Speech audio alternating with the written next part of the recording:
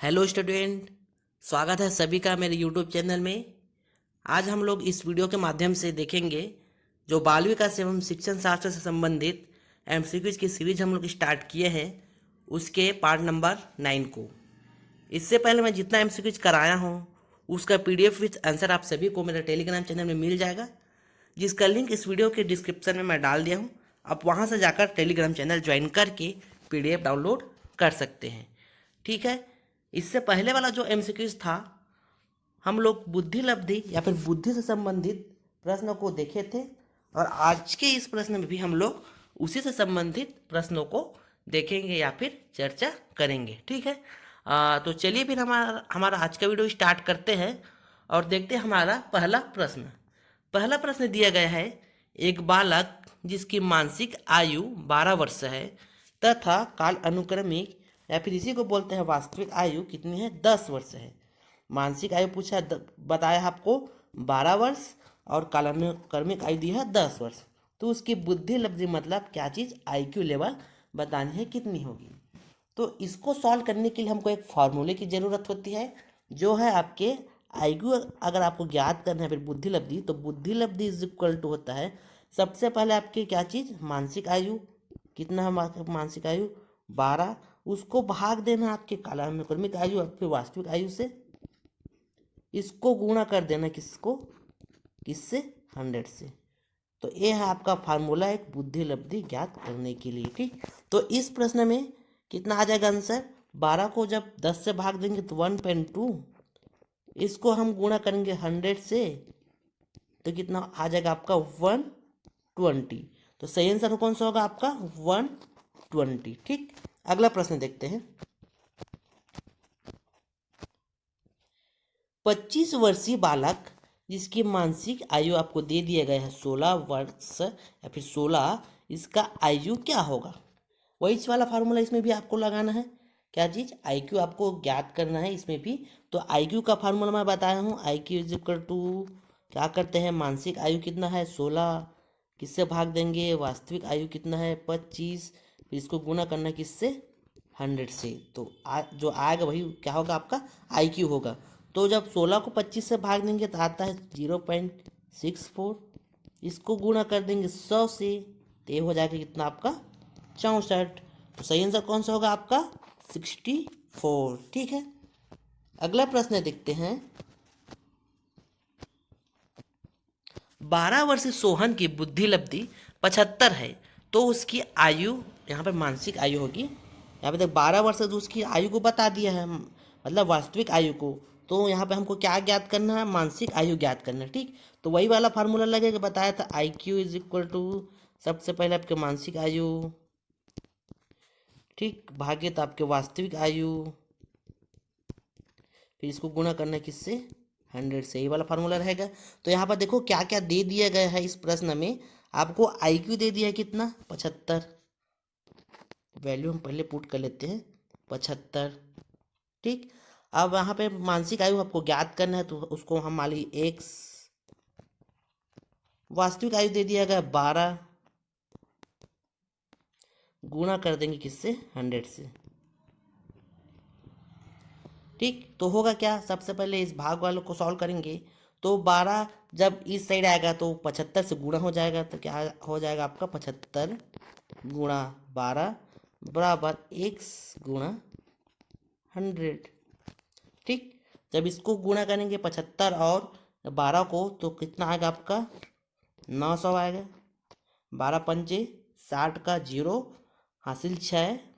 ठीक, और 12 सत्ते 84 और 90 करके। ठीक, और इधर क्या हो जाएगा 100 का गुणा एक्स के साथ क्या हो जाएगा 100 एक्स, कटाएंगे तो कितना आएगा आपका 9, और एक्स का वैल्यू कितना आ रहा है 9, और एक्स को हम क्या माने थे, आपकी मानसिक आयु, यहाँ पे माने थे ना मानसिक आयु बराबर एक्स माने थे। तो सही आंसर क्या हो जाएगा आपका ऑप्शन नंबर 4 9। ठीक, ऐसे ही निकालना है, अगर कोई भी प्रश्न दे दिया जा रहा है आपके क्वेश्चन में दिया है तो आप लोग ऐसे करके निकालना है। ठीक, अगला प्रश्न है, एक 10 वर्ष का बालक जो उन पदों पर सफर रहा है जिन पर अधिकांश 6 वर्षीय बालक सफर होते हैं, तो उसकी मानसिक आयु क्या होगी? ऑप्शंस है 6, 10, 5 और 15। इसका सही आंसर होगा ऑप्शन नंबर ए 1, 6। ठीक, कितना होगी इसकी मानसिक आयु? आपकी 6 होगी। ठीक, अगला प्रश्न है, बुद्धि की अभिवृद्धि का चरम बिंदु जिस आयु में होता है वह है, मतलब बुद्धि की अभिवृद्धि का चरम बिंदु किस आयु में होता है? इस प्रश्न को यहाँ पे दिया गया है। इसमें आपको ऑप्शन दिया गया है 10 वर्ष, 25 वर्ष, 12 वर्ष और 16 वर्ष। तो जो बुद्धि की अभिवृद्धि का चरम बिंदु जब प्राप्त करती है वो आपकी कौन से वर्ष में करती है? 16 वर्ष में करती है। ठीक है, अगला प्रश्न है, एक बालक की आयु 12 वर्ष है। बीने का बुद्धि परीक्षण करने पर वह 15 वर्ष के सामान्य बालक के समान अंक प्राप्त करता है, तो उसकी सही बुद्धि लब्धि निम्न में से किस विकल्प में है? वही है, यहाँ पे वास्तविक आयु दी है कितना आपका? 12। मानसिक आयु हो मतलब 15 वर्ष के बालक के समान अंक प्राप्त कर रहा है, तो उसकी मानसिक आयु क्या हो रही है? 15। तो हमको क्या ज्ञात करना है यहाँ पे? IQ।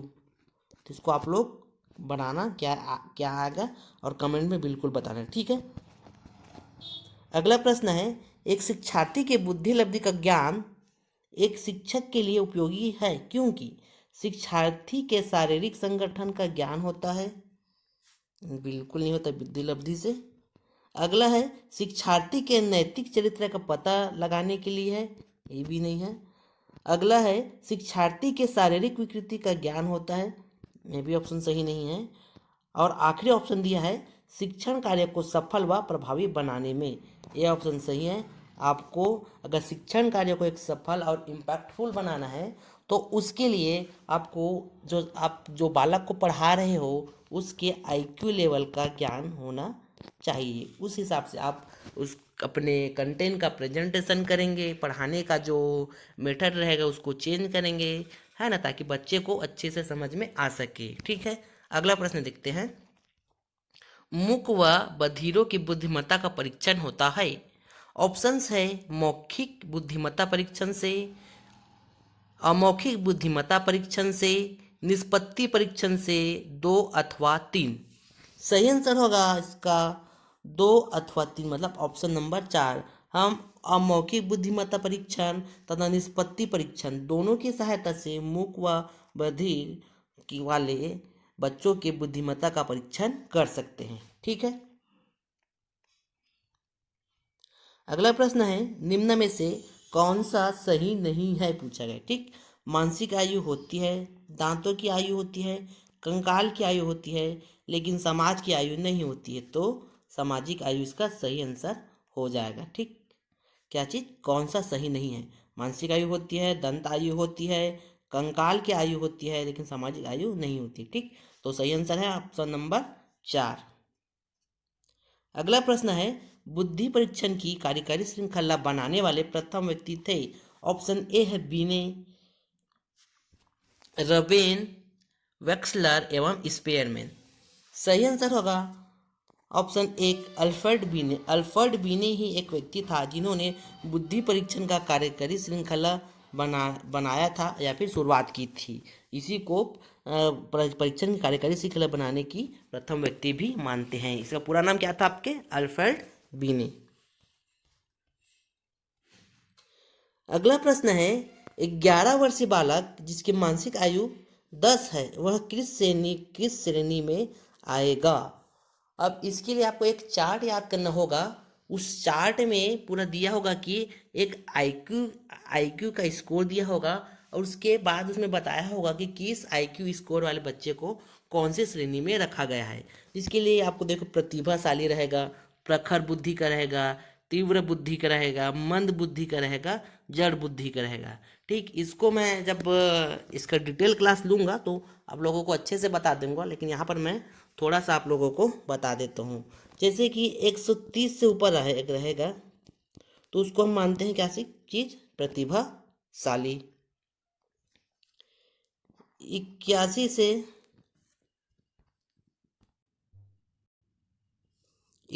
से 90 तक आपका क्या रहेगा, मंद बुद्धि वाले। और 91 से 110 इसके लिए होगा आपका औसत बुद्धि, या फिर इसी को सामान्य बुद्धि कहते हैं। 110 आईक्यू लेवल है, तो इसको हम मानेंगे एवरेज या फिर सामान्य बुद्धि।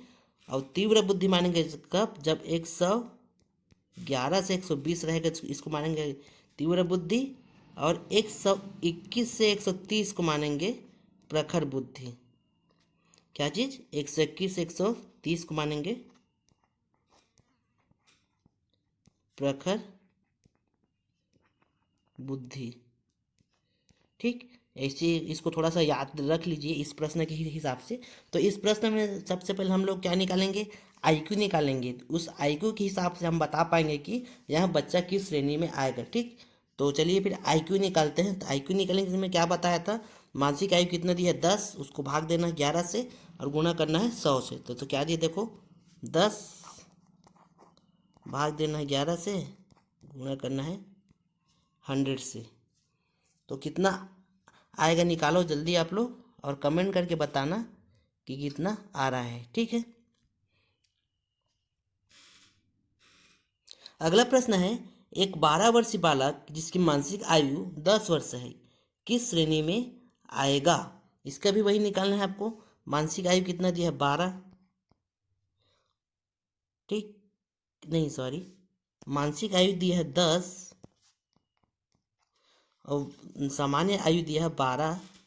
फिर इसको गुणा करने किससे, 100 से, तो आपका आंसर आ जाएगा। तो चलिए फिर भाग देते हैं। 10 को भाग दिए किससे, 12 से, आएगा कितना, 0.833। इसको गुणा करने किससे, 100 से, तो कितना हो जाएगा, ये लगभग 83 हो जाएगा। आईक्यू लेवल कितना आ रहा है, 83। और मैं अभी अभी क्या बताया था, अगर 81 से, देखिए 81 से 90 के बीच में कौन सा होगा आपका, मंद बुद्धि। तो इसका सही आंसर क्या हो जाएगा आपका, ऑप्शन नंबर 2, मंद बुद्धि। ठीक, इसी टाइप के आपको निकालना है। मैं इसमें बहुत सारे क्वेश्चन इसलिए डाला हूँ ताकि अगर अलग अलग क्वेश्चन आ रहा है तो उसको आप लोग अच्छे से समझ पाओ। आपका इसी वीडियो में आपका प्रैक्टिस हो जाएगा। ठीक है,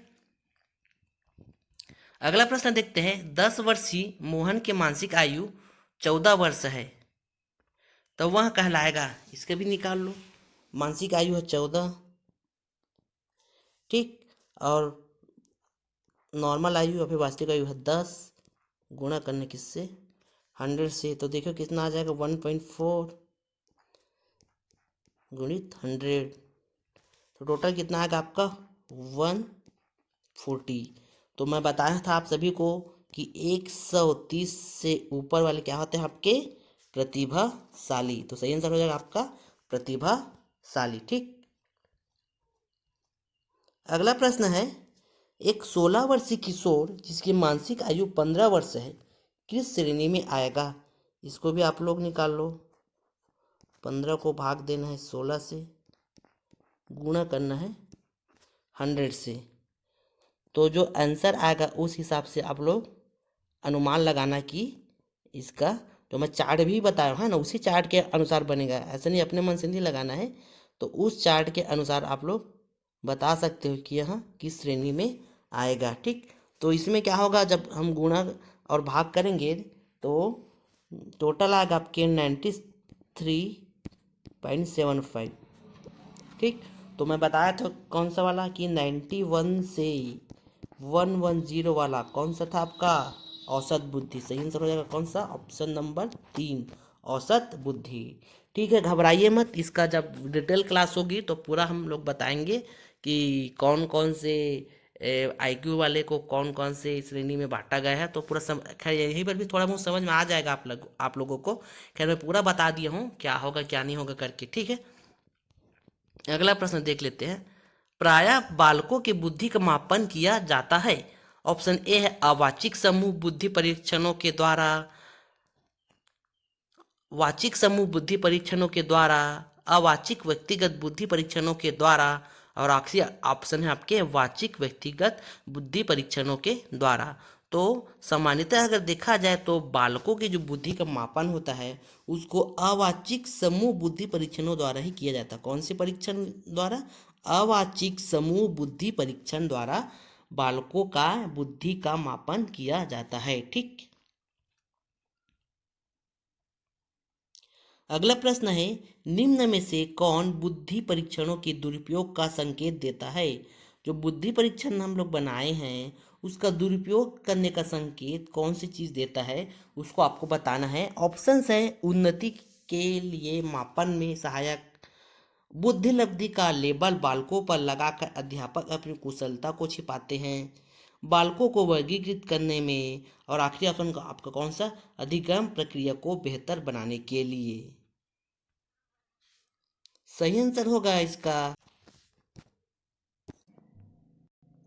देखो, इस प्रश्न का उत्तर आप लोग ऑप्शन से ही बना सकती है। ठीक, जिसमें देखो पहला ऑप्शन क्या है आपके, उन्नति के लिए मापन में सहायक, तो यहाँ तो दुरुपयोग नहीं होगा।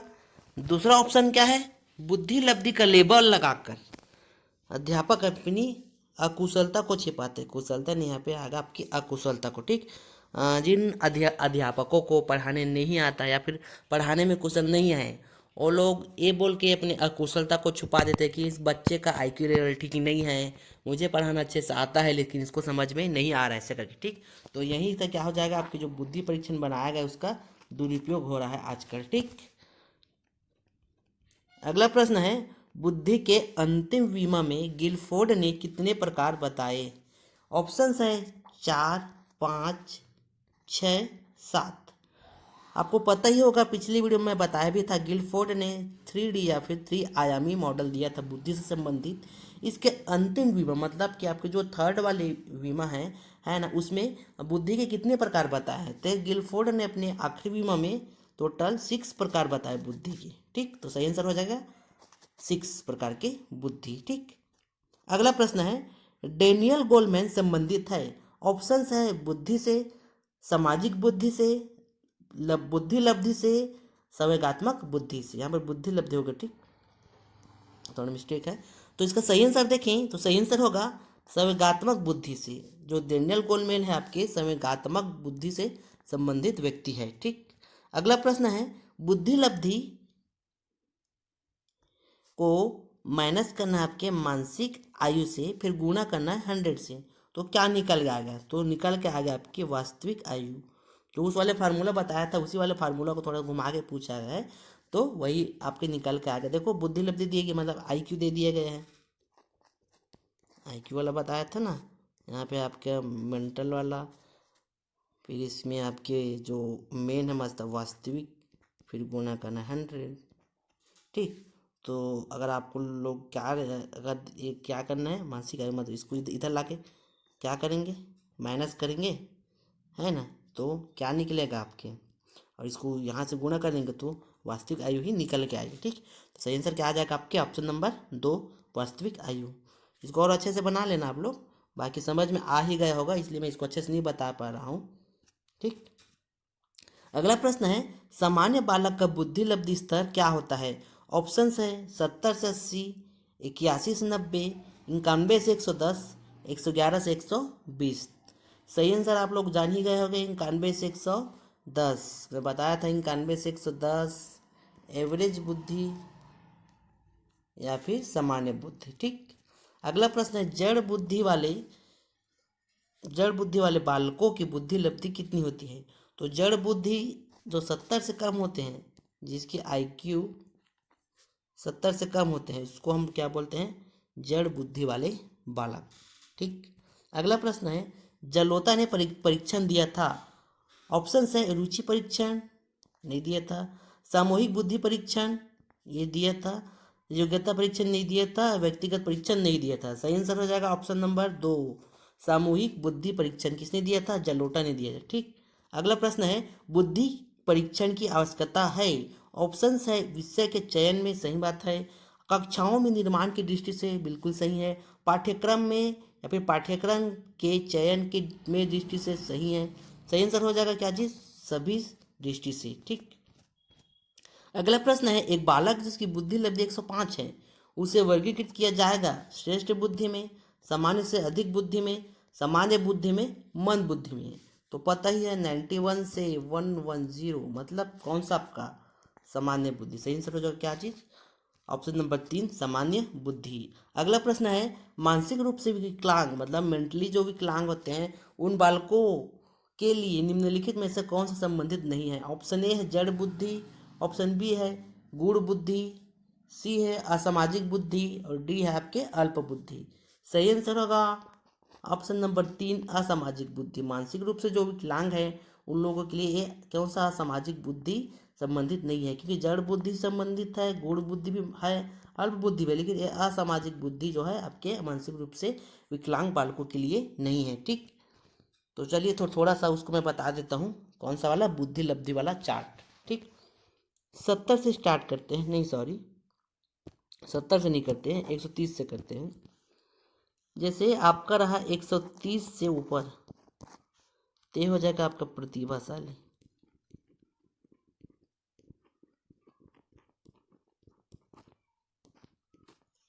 121 से 130 प्रखर बुद्धि, बताया था इसको भी याद रखना।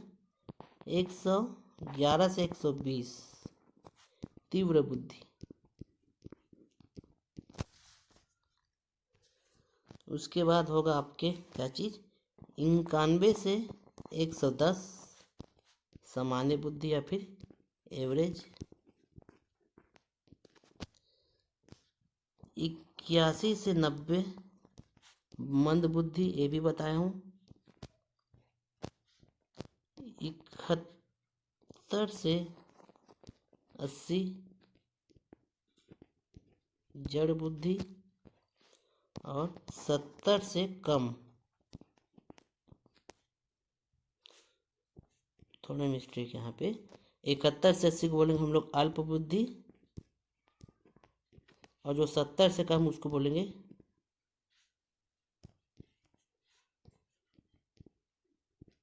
जड़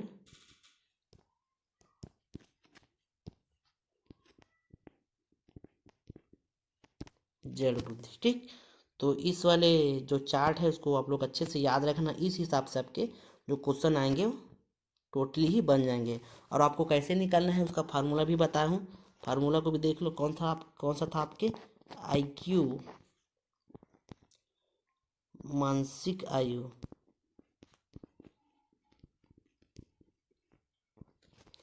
भाग देना था वास्तविक आयु से, गुणा करना था 100 से। तो क्या निकलता है आपके बुद्धि लब्धि या फिर IQ। इस वाले फार्मूलों को भी आप लोगों को याद रखना है। ठीक है, तो आई होप वीडियो आप लोगों को अच्छी लगी हो। अगर अच्छा लगा हो तो मेरे वीडियो को लाइक करना, शेयर करना, और जो लोग नए हो और आप लोगों को इसी प्रकार से जो कंपटीशन एग्जाम होने वाले उससे संबंधित वीडियो चाहिए तो मेरे वीडियो को लाइक करके शेयर कर देना और मेरे चैनल को सब्सक्राइब करके भी जाना है। ठीक है, मिलते हैं अगले वीडियो में, तब तक के लिए आप सभी का बहुत बहुत धन्यवाद।